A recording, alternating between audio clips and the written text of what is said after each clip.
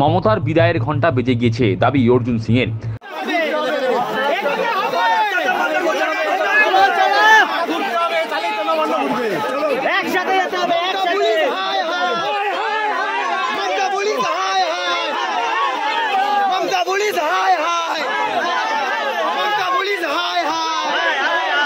আরজিকর কাণ্ডের প্রতিবাদে মঙ্গলবার পশ্চিমবঙ্গ ছাত্র সমাজ নবান্ন অভিযানের ডাক দিয়েছিল, কিন্তু সেই অভিযানে ছাত্র জনতার উপর পুলিশের বিরুদ্ধে লাঠিচার্জ, কাঁদানে গ্যাসের সেল ছোড়া ও জলকামান ব্যবহারের অভিযোগ উঠেছে।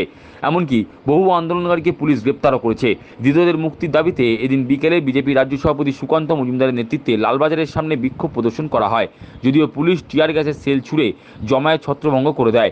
উক্ত বিক্ষোভে যোগ দিয়ে প্রাক্তন সাংসদ অর্জুন সিং দাবি করলেন, মমতার বিদায়ের ঘণ্টা বেজে গিয়েছে।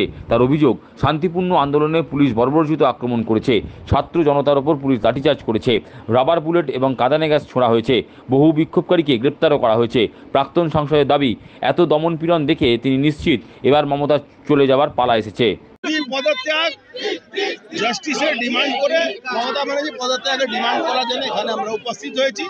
আর এখানে যে নিরীহ ছাত্রদের উপরে লাঠি, রাবার বুলেট, টিয়ার গ্যাস চলেছে, তাদেরকে মারধর করা হচ্ছে, গ্রেফতার করা হচ্ছে, তার প্রতিবাদ করা হচ্ছে। অবিলম্বে নিঃশর্তে ছাড়া উচিত। আর বাংলা থেকে মমতা ব্যানার্জি বিদায়ী ঘন্টা বেজে গেছে আজকে।